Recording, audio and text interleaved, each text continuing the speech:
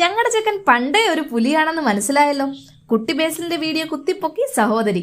കുറെ കാലമായി ഈ ഒരു വീഡിയോ തപ്പി മെസ്സേജ് അയക്കുന്നു. അങ്ങനെ ഫൈനലി സംഭവം കിട്ടിപ്പോയി.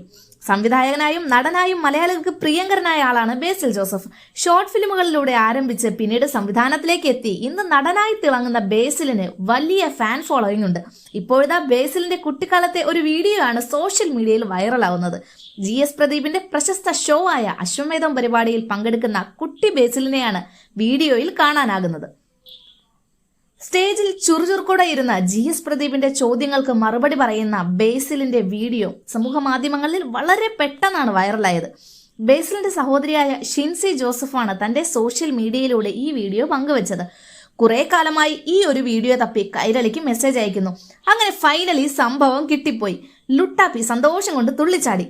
ഞങ്ങളുടെ ചെക്കൻ പണ്ടേ ഒരു പുലിയാണെന്ന് എല്ലാവർക്കും മനസ്സിലായല്ലോ, ഷിൻസി സോഷ്യൽ മീഡിയയിൽ കുറിച്ചു. ശിവപ്രസാദ് സംവിധാനം ചെയ്ത മരണമാസാണ് ഏറ്റവും ഒടുവിൽ പുറത്തിറങ്ങിയ ബേസിൽ ജോസഫ് ചിത്രം. സമ്മിശ്ര പ്രതികരണം നേടിയ സിനിമ ബോക്സ് ഓഫീസിൽ വിജയമായിരുന്നു. അതേസമയം ബേസിൽ ജോസഫിനൊപ്പം അല്ലു അർജുൻ ഒരു സൂപ്പർ ഹീറോ സിനിമയ്ക്ക് പദ്ധതിയിടുന്നുണ്ട് എന്നും റിപ്പോർട്ടുകളുണ്ട്.